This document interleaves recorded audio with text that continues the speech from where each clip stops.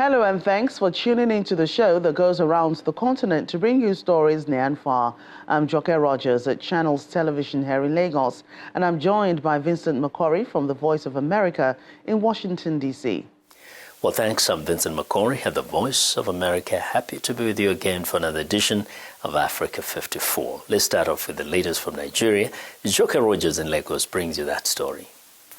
The Senate President, Senator Godswill Akpabio, is calling on Nigerian youths to embrace the power of technology and innovation in the mineral sector, particularly in lithium battery processing, to drive economic growth and propel Nigeria towards a brighter future. He made the call when he represented President Bola Tinubu at the commissioning of Nigeria's first lithium processing plant in Nasarawa State, north-central Nigeria. Our correspondent, Halima Gaya, reports. A significant milestone in Nigeria's mining sector is recorded as stakeholders gather for the commissioning of Nigeria's first lithium processing plant located in Nasarawa local government area of Nasarawa State, north-central Nigeria. President Bola Tinubu is represented by the Senate President, Senator Godswill Akpabio.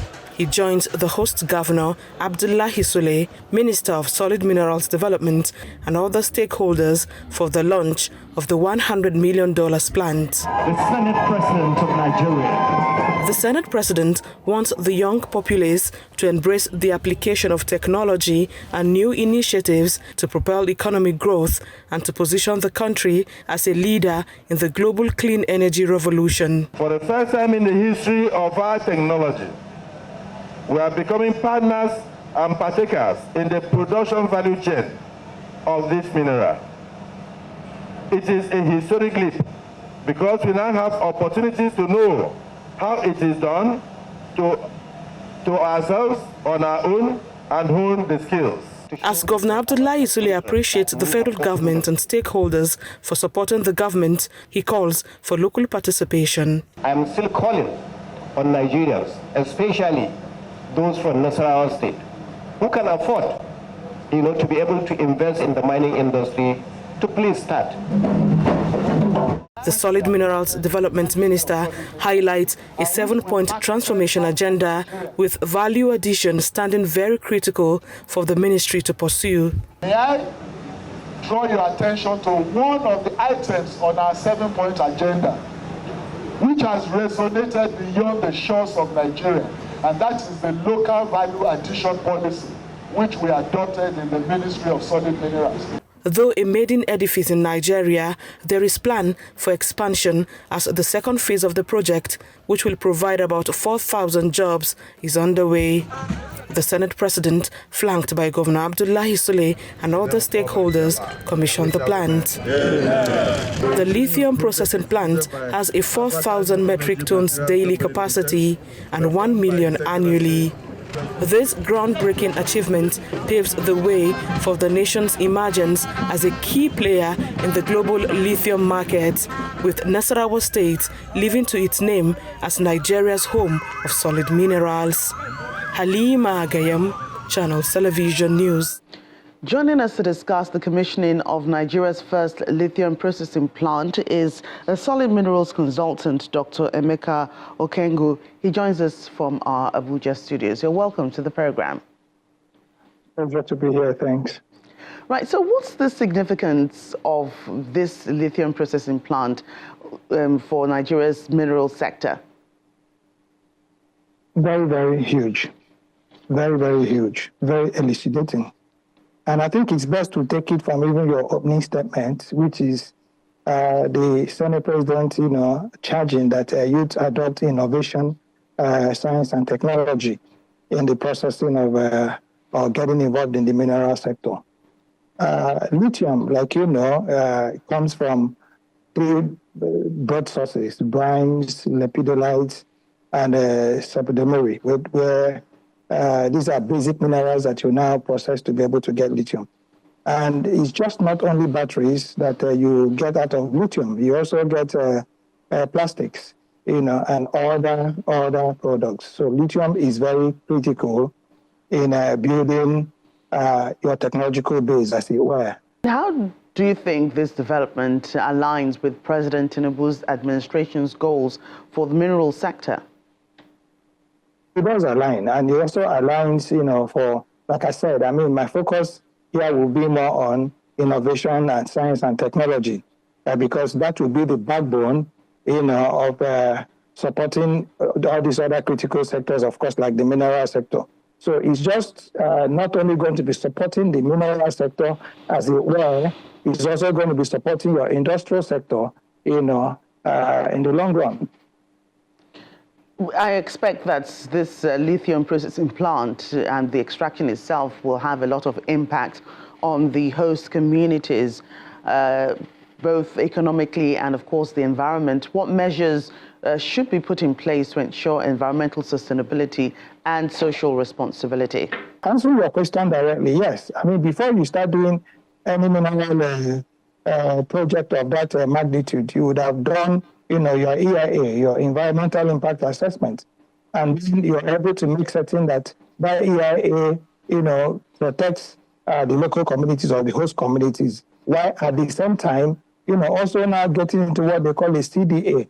A CDA means Community Development Agreement, that also allows, the host community to benefit, from their God-given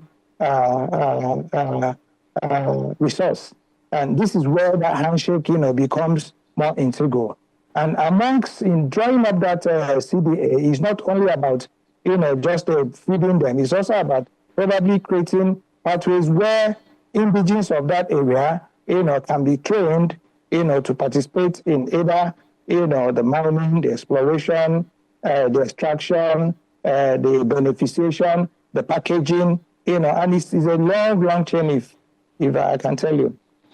Right, and what are the next steps for the mineral sector in Nigeria? If I were to advise, I would say that we need to strengthen very quickly a committee that's already existing, and is existing, the Raw Materials Society Development Council, and it's called the Critical Minerals Committee, or Green Minerals, as they call it. Now, if you have that handshake, if you have every agency, and I can mention one or two that are even out of the solid minerals as it were as a ministry now. You have the National Steel Raw Materials Exploration Agency in Kaduna that's involved in mineral exploration and exploitation. You have even another one, the National Steel Development Authority in Jos, that's also involved in processing. Now you have the raw materials, the Research and Development Council that now is in charge of aggregating, finding, industrial raw materials that can be able to support industry. I think going forward, all these agencies must align. Okay, and of course not excluding the Solid Minerals Development Fund. Now, when you have these agencies now form a synergy, and these three agencies or four agencies I've listed are actually, hosted in 4 or 3 different ministries. So there has to be interministerial synergies, okay, where everybody who now has a role to play in, I just mentioned toxicology for you, where you now have even the health sector coming into play. You now have, the geological survey agencies coming into play. You now have even the funding agencies coming into play. Now you build this ecosystem, that rehouses everybody who is supposed to be supporting that program. And just like you now have, created an industry around lithium. Okay, like I told you earlier, that now, is warehoused in 2 or 3 primary minerals. Okay, you also can begin to now develop, more economic pathways or program pathways or project pathways, if you may, against other minerals that are linked. Because when you're talking about minerals that have to do with brine, you're basically, linking or inching towards salt. Right. I must thank you for your time today. Expert in solid minerals, Dr. Emeka Okengwu, who joined us from our Abuja studios. Thank you for your time. Pleasure. Thanks for having me. We want to know what you think about Africa 54 and the stories we cover. Join the conversation on Facebook. The address is Africa54, and check out our headlines 24/7 on voaafrica.com. After the break, envisioning a greener Mozambique, a sustainable startup fights climate change and reduces pollution.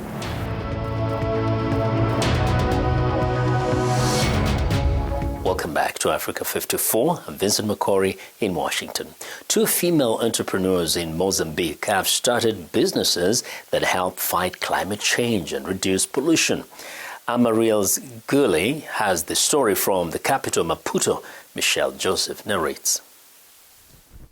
Vanya Lazaro likes to add a new plant to her garden whenever possible. Over the past 6 months, she has been testing a new fertilizer on her flower and vegetable beds at her home in Maputo, Mozambique. She says that thanks to the product called Succour Organic, her plants are healthier.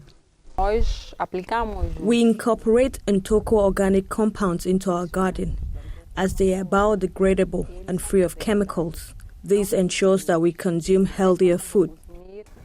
After a few unsuccessful projects, Mozambican entrepreneur Marcia Dimajone founded Succour Organic. She says it was during a business competition that she realized that she could produce fertilizer from organic waste, such as dried leaves, vegetables, and fruit. Succour Organic collects its fertilizer-making ingredients from the community itself. We distribute buckets to people's homes, accompanied by labels indicating the types of materials they can deposit into these buckets. This approach ensures the quality of our raw materials. Dimajone isn't the only woman operating a green business in Mozambique. Nearly 5 years ago, Karina Jamal founded Cocoa Boxes, a startup that supplies biodegradable and environmentally friendly packaging and paper bags. Jamal says she wanted to create a solid business while inspiring other women.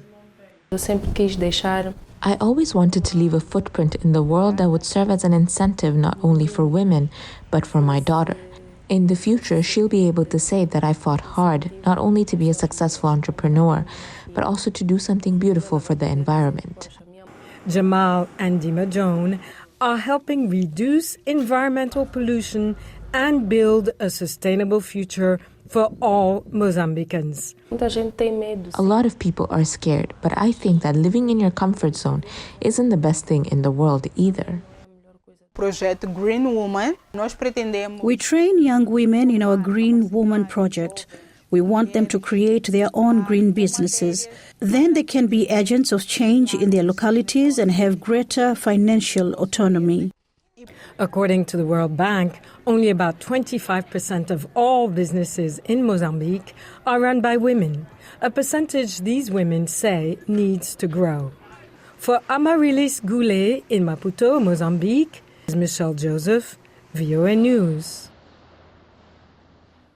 A dialogue between female entrepreneurs and stakeholders in the micro, small and medium enterprises sector is seeking to address the challenges and opportunities faced by women in the economic landscape through an MSME stakeholders engagement series for women-led enterprises. A platform is provided for women entrepreneurs to be empowered to overcome barriers. It's a stakeholder engagement series for women-led MSME enterprises focusing on building financial resilience and leveraging technology. The Senior Special Advisor to the President on Entrepreneurship, Innovation and Digital Economy says the goal is to empower women with the tools and knowledge needed to thrive in an ever-changing environment. All the critical issues that MSMEs face, it's an opportunity for us to have an inclusive engagement where we can sit down and talk about it, and you can be better empowered to propel your business to the next level. A panel discussion featuring esteemed female entrepreneurs gives room for the ladies to share their experiences and strategies for success. You have to make your customers emotionally attached to you. You have to be original. You have to know what works for you. You may be doing something amazing, but you are just not online. Google your name, what comes out? Google, as I'm talking, be doing it. Google your business name, what comes out? Depending on whatever business you do, you have to look for the technology that will help your business. The gathering also gives the government an opportunity to reaffirm its commitment to supporting MSMEs, particularly those led by women. As we go into states and listen to the complaints of SMEs and somewhat hear their struggles, we move in with some of the federal government and state government agencies who should ordinarily be responsible for the day-to-day running of those businesses. The MSME Stakeholders Engagement Series for Women-Led Enterprises not only allows for meaningful connections and collaborations among female entrepreneurs, it also gives room for the ladies to bear their minds on issues affecting their businesses. In Malawi, hope has arrived for elderly people banished from their homes, some over accusations of practicing witchcraft. A charity in the capital is providing shelter and food for these elderly people. Lamik Masina reports from Lilongwe. 24-year-old Deborah Mbali runs Mbambande elderly home in a rural area of Malawi's capital, Lilongwe, hosting 85 elderly people, many from surrounding areas. They include 35 men and 50 women between the ages of 70 and 100. We provide food for them, we clothe them, we give them basic needs that are needed in the life of an elder person. And also, we take care of their medical bills. The elderly people here take part in various activities to keep themselves physically fit and try to live life free from worries. Mbali started the foundation in 2020 as a social media platform, interviewing successful women and posting the interviews on Facebook. However, Mbali changed focus in 2022 after noticing the suffering elderly people in Malawi go through. Elderly people are abused every day.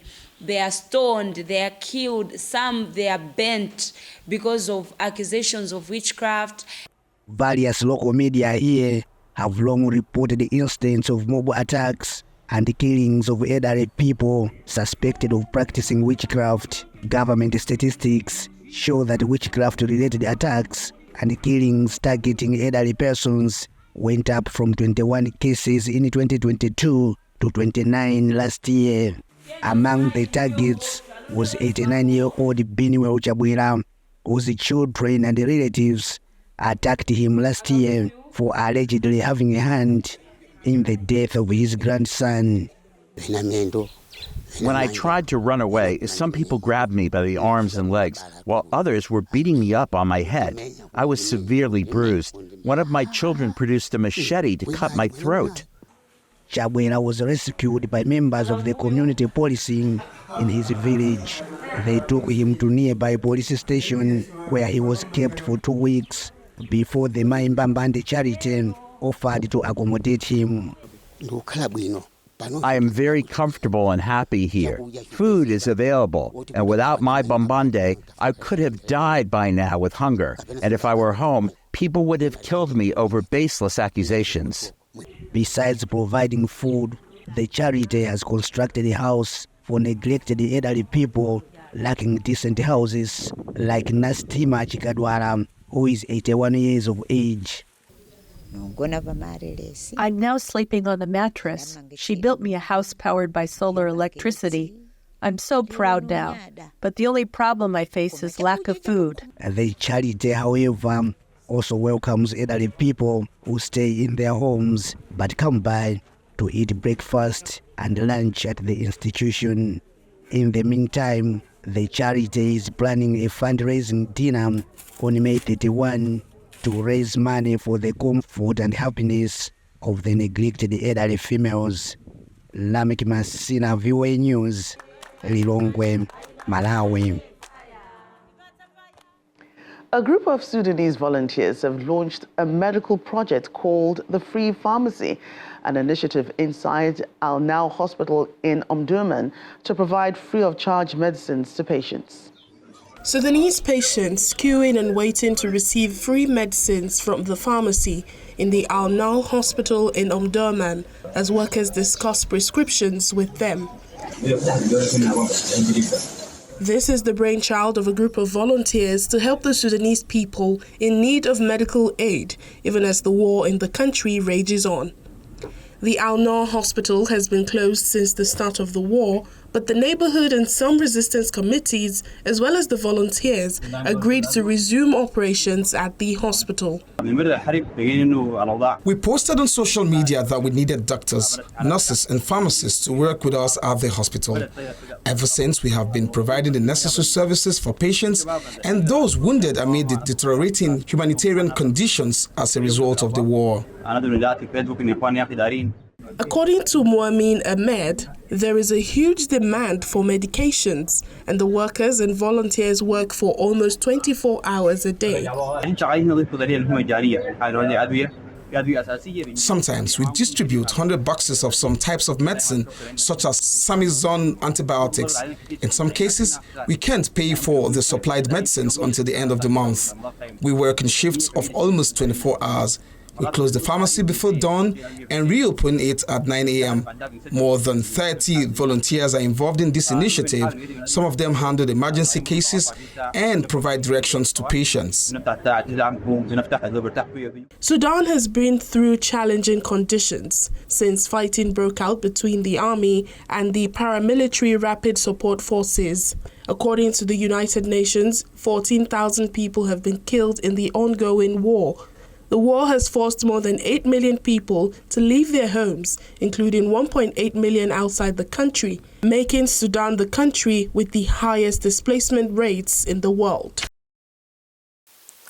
In desert Namibia, invasive acacia trees are sucking up valuable groundwater. Farmers cut them down to make way for pasture for their livestock. Now, a company has found a novel way to use fungi to turn the cut-down trees into eco-friendly bricks. Vitaly Ngolo has a story from Blackwater, Namibia. Hilma Nashandi grows fungi at Maisohab in Blackwater, just north of Namibia's capital, Windhoek. The company sells the mushrooms in retail shops, but the main product is underneath. The mushrooms, root-like mycelia, grow in a substrate of invasive acacia trees ground into sawdust. So the mycelium in the substrate form a bond.